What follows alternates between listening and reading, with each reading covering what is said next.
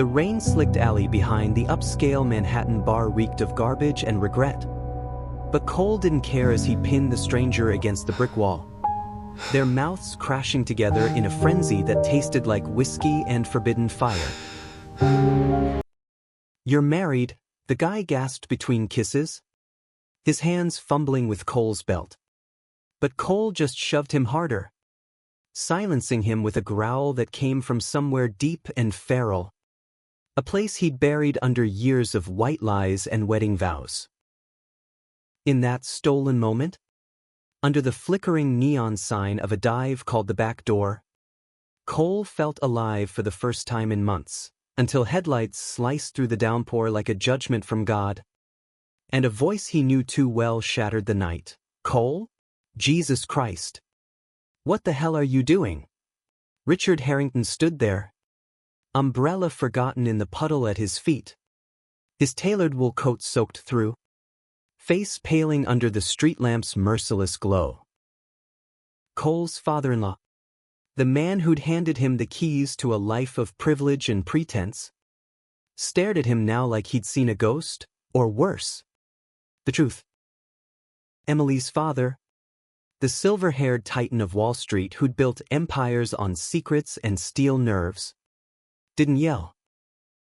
He didn't lunge or threaten. He just whispered, hoarse and broken, "Get in the car. Now."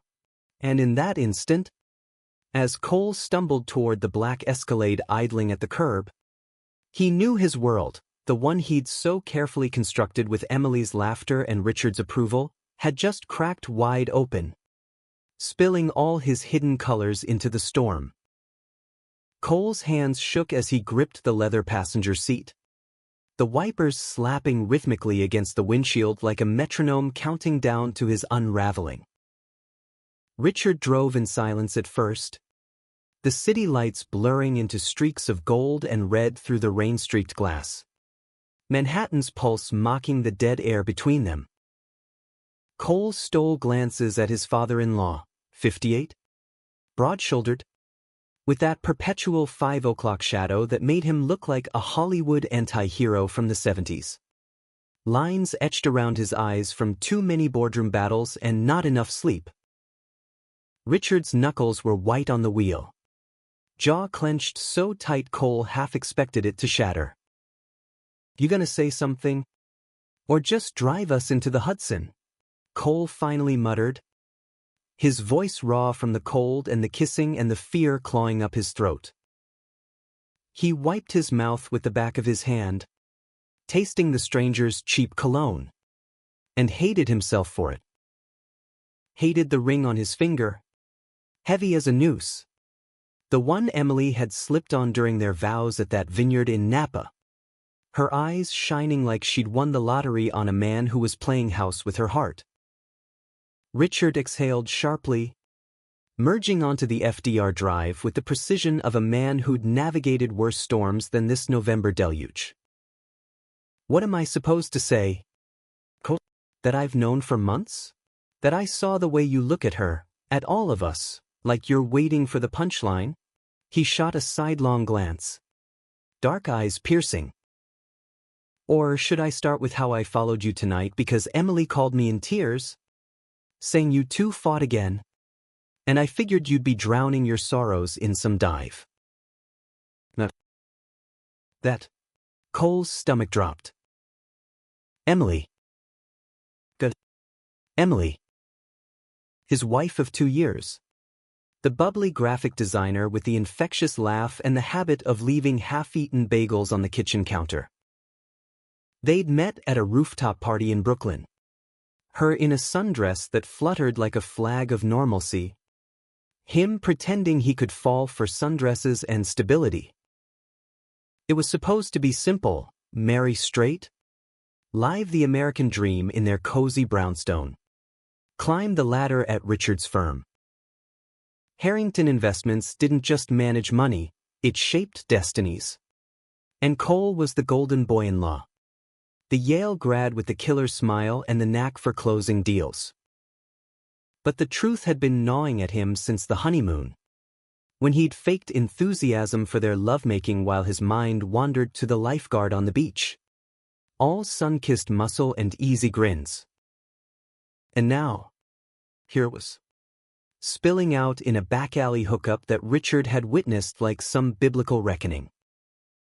"I love her," Cole lied, the words tasting like ash. It wasn't entirely false. He did love Emily. In the way you love a sister or a best friend. The kind of love that bloomed from shared brunches and Netflix marathons. But it wasn't the fire. The thing that made his pulse thunder and his skin hum. Richard let out a bitter laugh. Low and rumbling like distant thunder. "Bullshit. And even if you did. This." He gestured vaguely at the rear view, as if the ghost of the stranger still lingered. "This isn't love. This is you suffocating. I've seen it before." He paused. The car humming over the bridge toward Queens, where the Harrington family compound sprawled like a monument to old money, manicured lawns, a pool that shimmered under fairy lights, and Emily's art studio tucked in the guest house. Cole turned to him, heart pounding. "Seen it? You moonlight as a therapist now? Or is this the part where you disown me? Cut me out of the firm? Tell Emily her husband's a fraud." The older man shook his head, pulling into the gated drive with a beep of the remote. The house loomed ahead, all Georgian brick and glowing windows, a beacon of the life Cole was about to lose. Richard killed the engine, rain drumming on the roof like impatient fingers. "Get out," he said quietly, but there was no venom in it. Just exhaustion. "Emily's asleep inside. We'll talk tomorrow." And Cole, he met his eyes. Something unreadable flickering there. Pity? Recognition? "Don't run." "Not from this." Cole nodded numbly, bolting through the downpour to the side door, his shirt clinging like a second skin. The kitchen was warm, smelling of chamomile tea and the lavender candles Emily loved. She was curled on the couch in the adjacent living room, a blanket tangled around her legs, phone clutched like a lifeline. He knelt beside her, brushing damp hair from her forehead, whispering apologies into the dark. But she didn't stir, and guilt twisted like a knife in his gut. Upstairs in their bedroom, with the king-sized bed and the framed photo from their wedding, Cole stripped off his wet clothes and stood under the scalding shower, scrubbing until his skin burned. "Well now, divorce? Confession? The firm?" Richard's words echoed, "I've seen it before." What the hell did that mean? Cole had always idolized him, the man who'd pulled himself from a steel town trailer in Pittsburgh to penthouses in Midtown, who mentored him like a son, who clapped him on the back after big wins with a gruff attaboy that made Cole's chest swell. Toweling off, he collapsed into bed beside Emily, her steady breathing accusation. Sleep came in fits, haunted by flashes, the stranger's stubble against his neck, Richard's shocked face, the ring glinting like a handcuff. Dawn crept in gray and unforgiving, and when Cole finally dragged himself downstairs, Richard was already at the island counter, nursing black coffee, the Wall Street Journal spread open but unread. "Morning," Cole mumbled, pouring a mug with hands that still trembled. Richard folded the paper precisely, his gaze steady. "Sit." It wasn't a request. Cole obeyed, perching on the stool like a kid in the principal's office. "Last night." That wasn't the first time. Was it?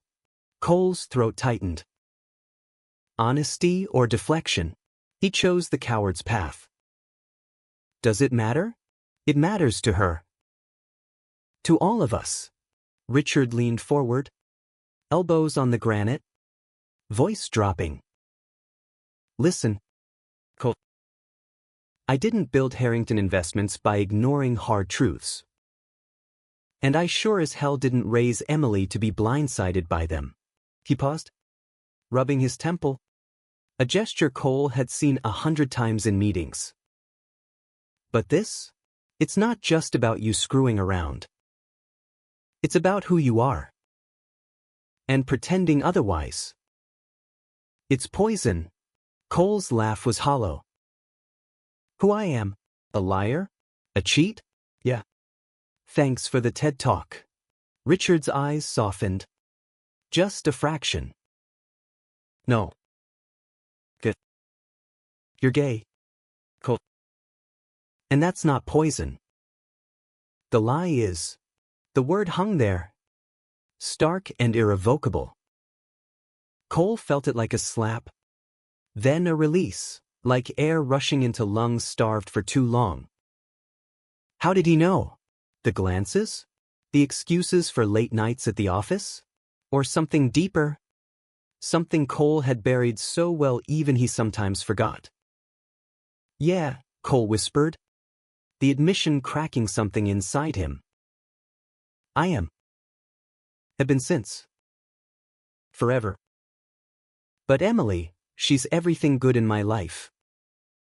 I didn't mean to hurt her. Richard nodded slowly, like he'd expected this. I know. That's why I'm not throwing you out. Not yet. He stood, clapping a hand on Cole's shoulder. Colonel. But with an undercurrent Cole couldn't place. Take the day. Go for a run in the park. Clear your head. I'll talk to Emily. But tonight, we figure this out. As a family, Cole watched him go, the door to his study clicking shut, and for the first time, he wondered if Richard's steadiness hid fractures of its own. The day stretched ahead, heavy with possibility and dread. He laced up his Nikes and hit the trails of Cunningham Park, pounding pavement until his lungs burned, the autumn leaves crunching underfoot like brittle secrets. By midday, his phone buzzed. Emily? A simple "we need to talk." Home soon? His heart sank. But beneath the fear, a spark ignited. Freedom. Maybe. Or the ghost of authenticity. Back at the house, Emily arrived in a whirlwind of perfume and questions, her brown curls frizzing from the humidity. Dad said you two had a thing last night. What happened? Really? She paced the living room, arms crossed over her paint-splattered sweater. Richard's eyes, searching his face. He sat her down, words tumbling out in a rush. The hookup, the hiding, the love he felt but the truth he couldn't escape. She cried, silent tears tracking mascara. But no screaming, no accusations. I knew something was off, she whispered. The way you'd pull away. Like I was a puzzle you couldn't solve. She squeezed his hand. I love you. But not like that. Not enough to keep you caged. They talked for hours, raw and real, until Richard joined them. His presence a quiet anchor. Whatever comes next, he said, voice gravelly, we do it right. No more shadows. Dinner was takeout Thai. Awkward but honest. Laughter peeking through the cracks like sunlight after rain. Cole went to bed that night lighter. Emily's guest room mattress a temporary truce. But as he drifted off, Richard's earlier words echoed, I've seen it before. In the quiet, Cole let himself wonder, what shadows did the old man carry? The weeks that followed blurred into a fragile normalcy. Like skating on thin ice over a frozen lake, you knew it could crack. But the view was too beautiful to stop. Cole and Emily agreed to a trial separation, her moving temporarily to her friend Sarah's loft in Williamsburg while he stayed in the brownstone, sorting through the wreckage.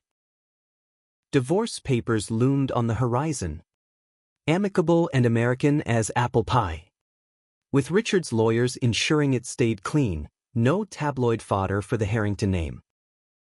At the firm, Cole threw himself into work, closing a merger on renewable energy startups that had Richard beaming in the boardroom.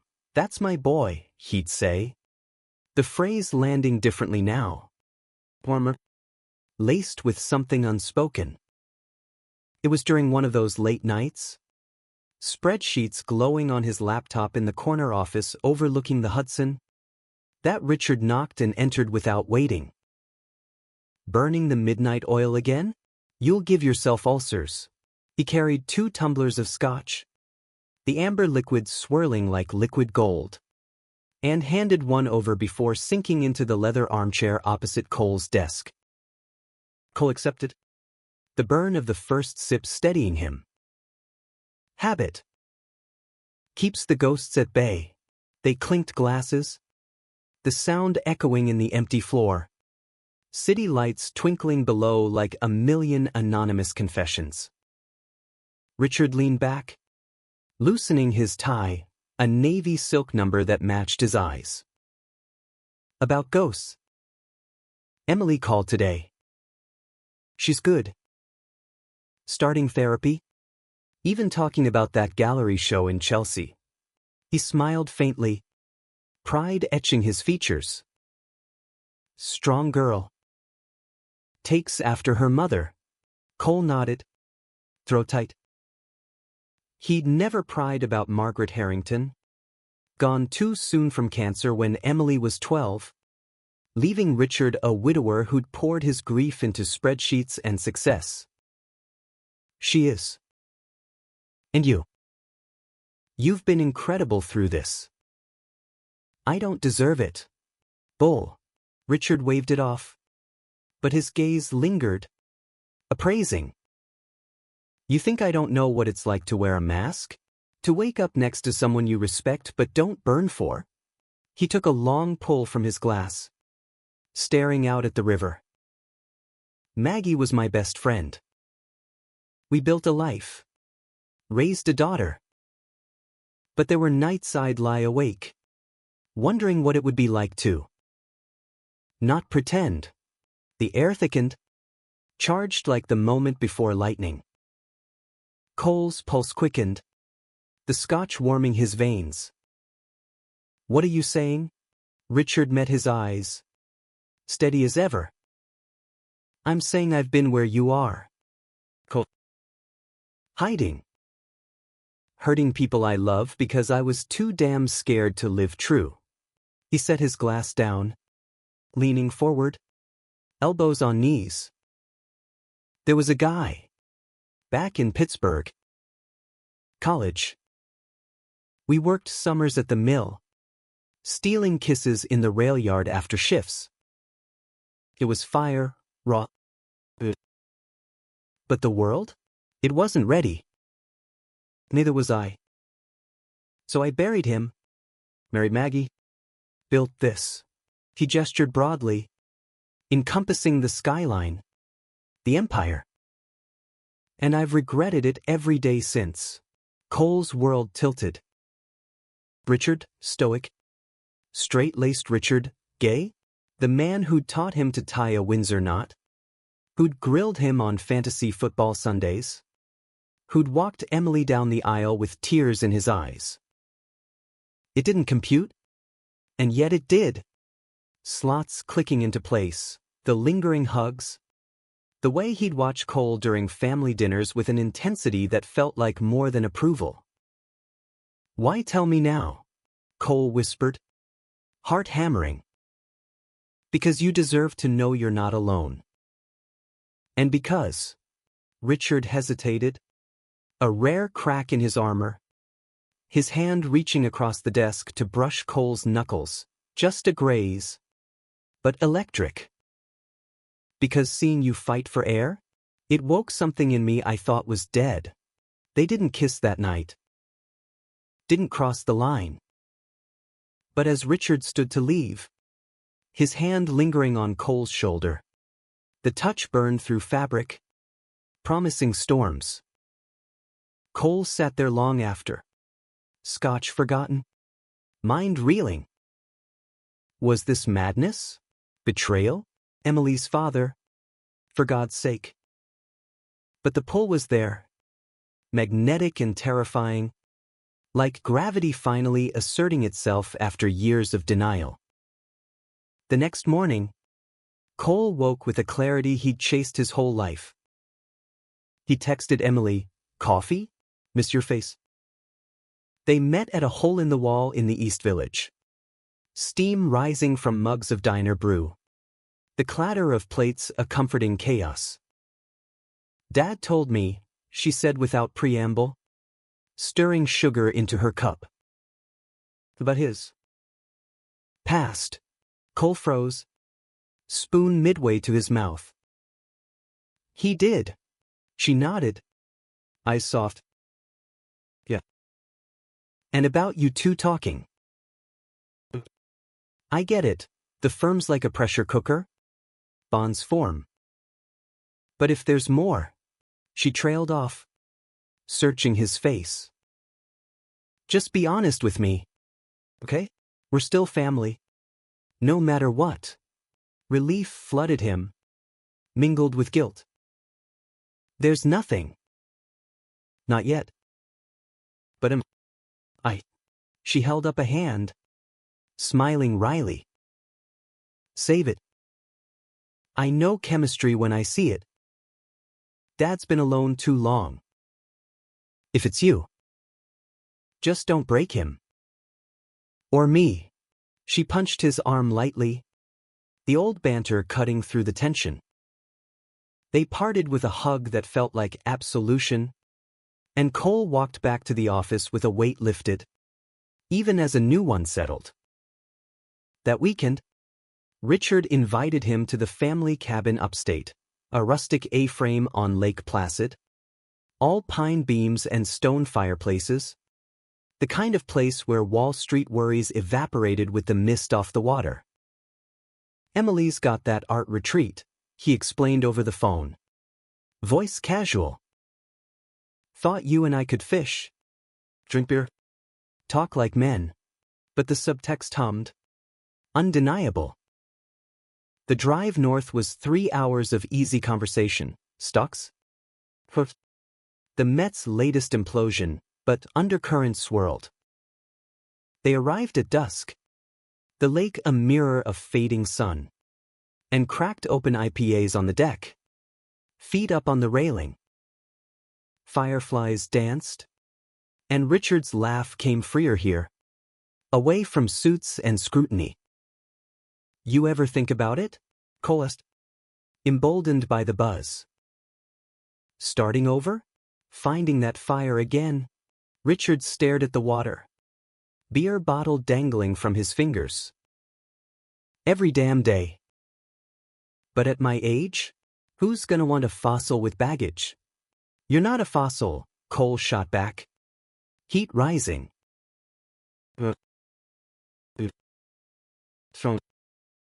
"Real." He set his bottle down, shifting closer. "And if someone saw that? Really saw it?" Richard turned. Inches away. Breath mingling with the pine-scented air. "Like who?" His voice was rough. Eyes dark pools reflecting the dying light. The kiss happened then. Inevitable as the tide, slow at first. Tentative. Richard's hand cupping Cole's jaw like he was something precious. Then deeper. Hungrier. Years of restraint unraveling in a clash of teeth and tongues. Cole tasted salt and scotch and secrets, his fingers threading into silver hair, pulling him closer. They stumbled inside, shedding clothes on the threshold, the cabin's warmth enveloping them like a blanket. It was messy, fervent, hands exploring scars and stories. bodies moving with the urgency of men who'd waited lifetimes. Richard whispered Cole's name like a prayer. And Cole shattered under him. The world narrowing to this, skin on skin, heart to heart. No masks left. Tangled in flannel sheets, Richard traced lazy circles on Cole's chest. "This changes everything," he murmured, voice thick with wonder and worry. "Yeah," Cole agreed, pressing a kiss to his temple. But maybe that's the point. They didn't talk about Emily, or the firm, or the fallout. Not yet. Dawn broke over the lake, painting the room in soft pinks. And for a stolen weekend, they were just two men stealing time. Back in the city, reality crashed in. A board meeting where Richard's gaze lingered too long across the table, sparking whispers. Emily's texts, supportive, but probing. "How was the cabin? Dad seems lighter." And then, the anonymous email, a grainy photo from the alley. With a subject line, "Harrington's dirty secret." Sent to the entire executive team. Panic hit like a freight train. The stranger? A rival? Cole's hands shook as he forwarded it to Richard, who called an emergency huddle in his office. "Damage control," he barked. "All business." But his eyes betrayed the fear. "We spin this affair with a consultant? Nothing more." But Cole saw the lie for what it was, another mask. That night, over bourbon in Richard's penthouse, he pushed back. "No. No more spinning. If we're doing this, we do it out." Richard's laugh was bitter. "Oh, you think Wall Street's ready for this?" He gestured between them. The chasm of age. Power. Taboo. "Emily? The press? I'd lose everything." "Not everything," Cole said softly, taking his hand. "Not us." The argument escalated. Words like daggers, Richard accusing Cole of naivety, Cole hurling back Richard's hypocrisy. Doors slammed.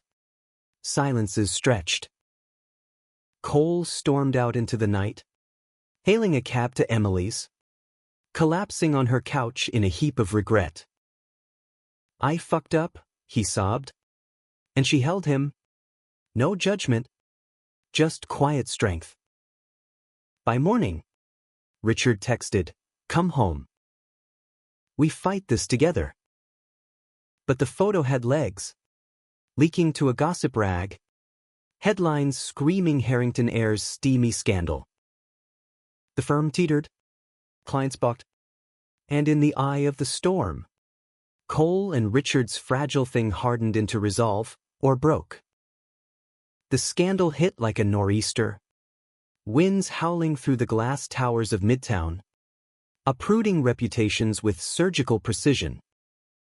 By Monday, the New York Post had plastered the alley photo across its front page. Wall Street Wolf's son-in-law caught in gay tryst, Harrington empire in jeopardy, complete with speculation about embezzlement and insider affairs that were pure fiction but stung like fact. Richard's phone rang off the hook, board members demanding explanations. Reporters sniffing for blood. Emily's voice mails a mix of fury and fear. "Call me. Please."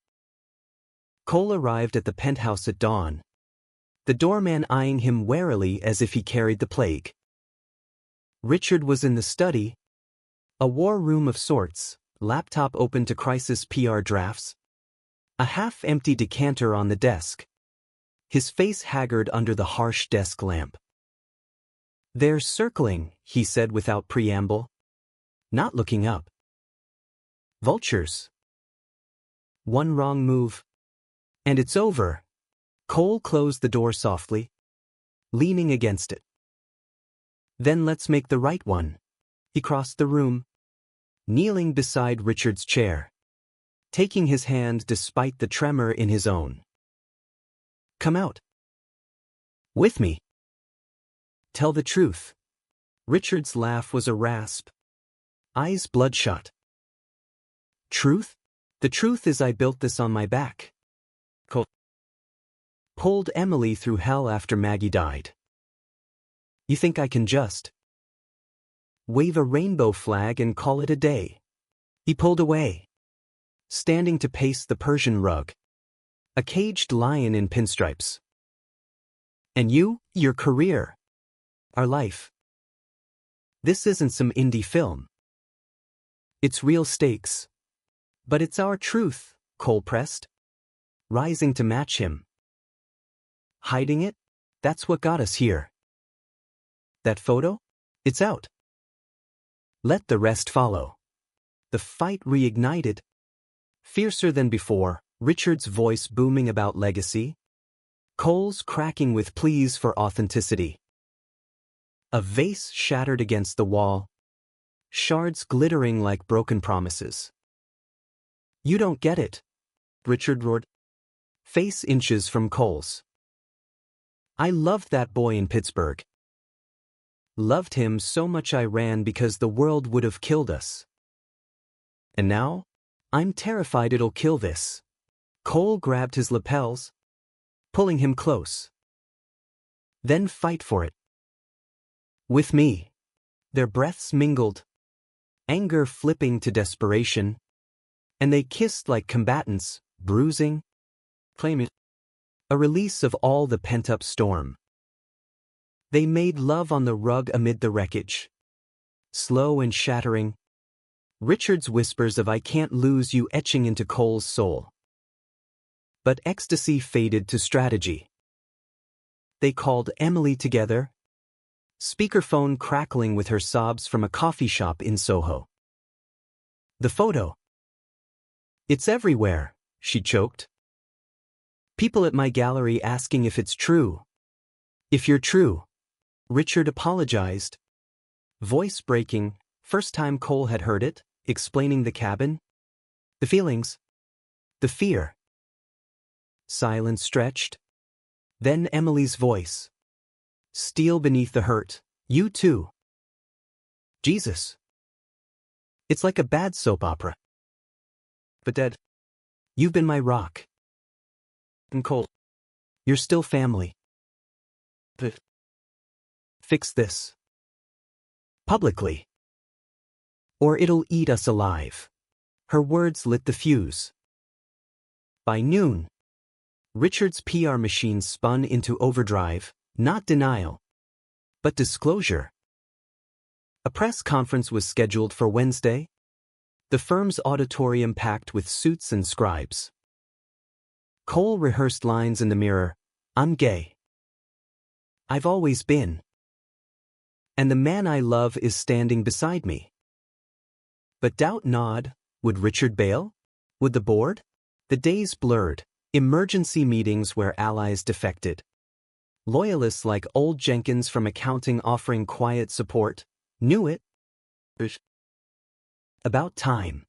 Emily arrived Tuesday night, hugging them both fiercely in the foyer, her eyes red but resolute.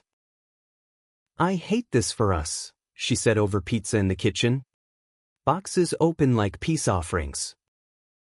But love's love. Message. But real. She stayed the night in the guest room. The three of them watching old home movies until laughter drowned the anxiety. Clips of Richard teaching Emily to fish. Cole photobombed in the background. Young and unscarred. Press day dawned crisp. Autumn leaves swirling outside the tower like confetti for a funeral. Richard adjusted his tie in the green room. Cole beside him in a crisp navy suit, hands clasped to still the shakes. You ready? Cole asked. Voice steady. Richard cupped his face, thumb brushing his cheekbone.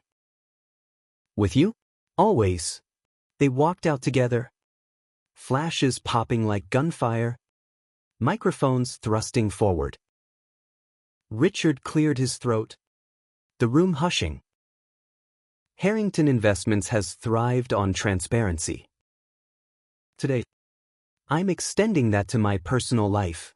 He paused, hand finding Cole's under the podium. I'm gay. Have been in ways I hid for decades. Cole isn't a scandal, he's my partner. And while this changes things, it doesn't change our commitment to you, our clients, our future. Murmurs rippled. Questions flying. What about Emily? The divorce? Cole stepped up. Voice clear. Emily's my ex-wife and forever friend. We're navigating this as a family. No one's disposable here.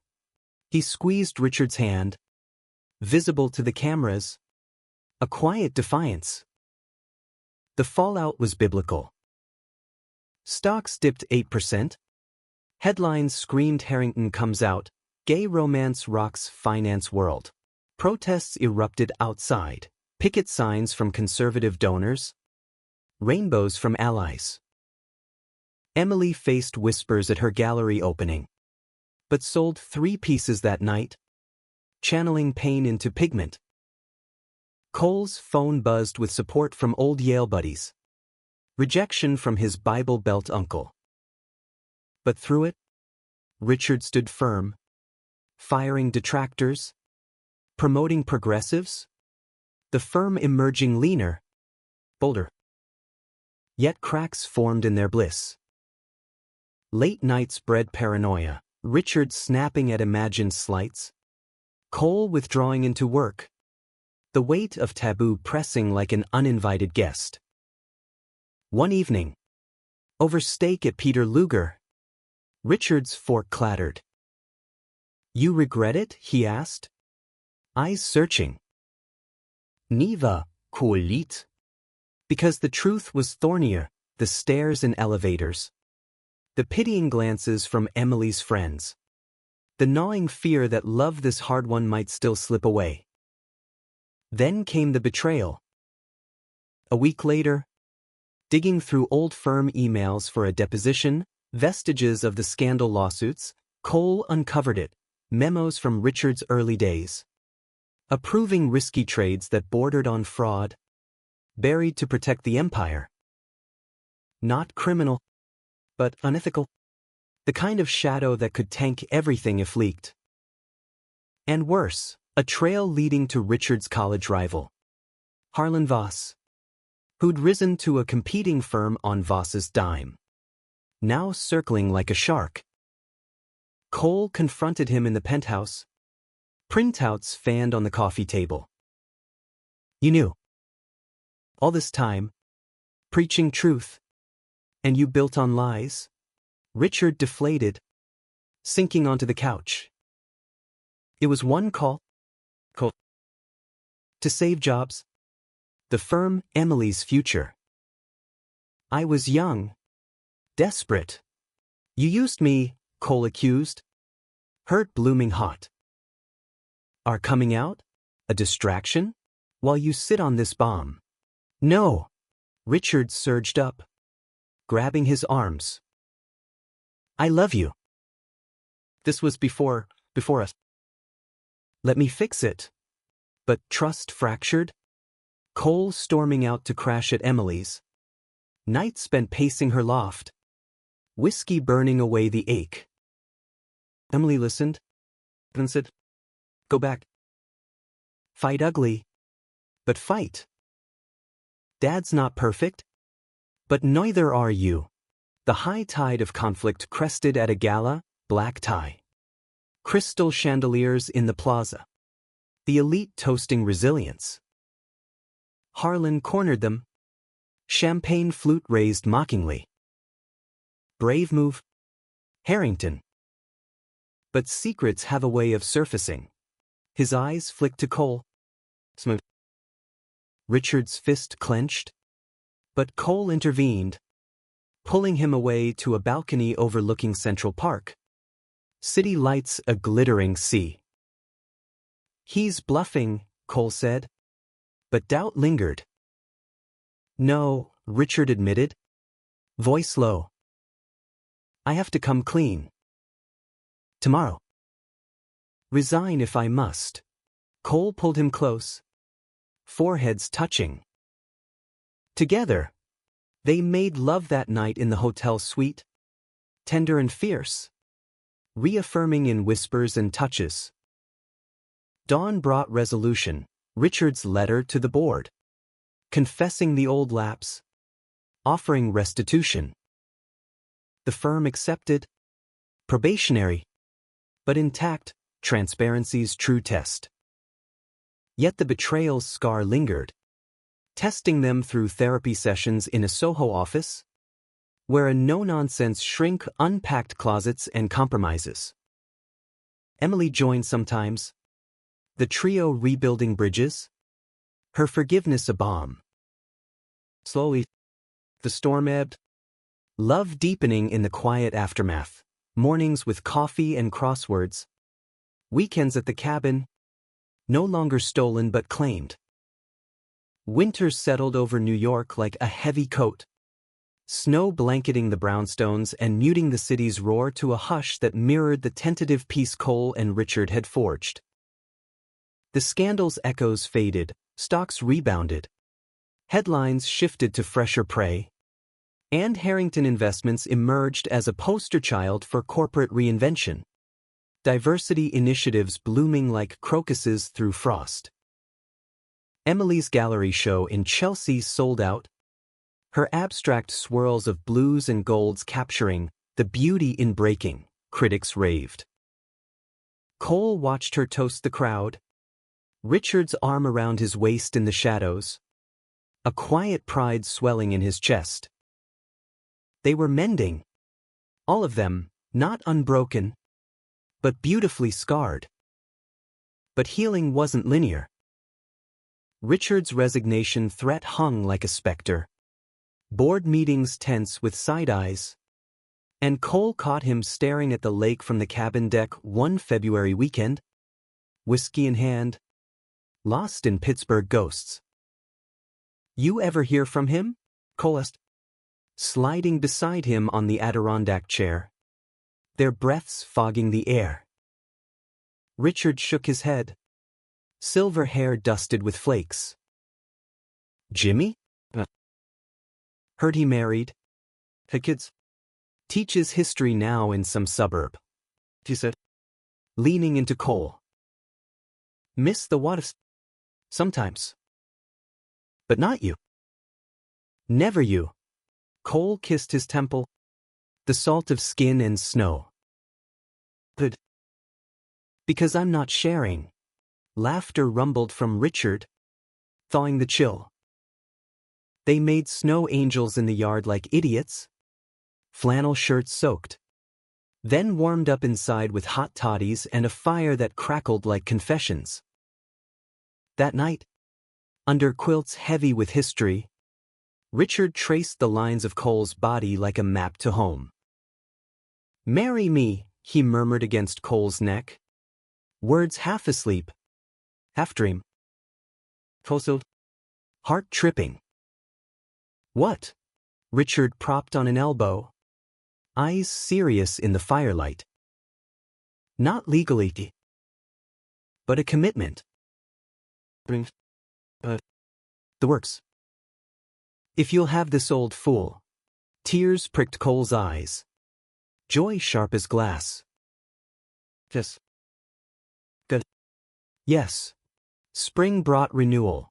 A small ceremony at the vineyard where Cole had once pledged falsely to Emily, now reclaimed with wildflowers and a justice of the peace.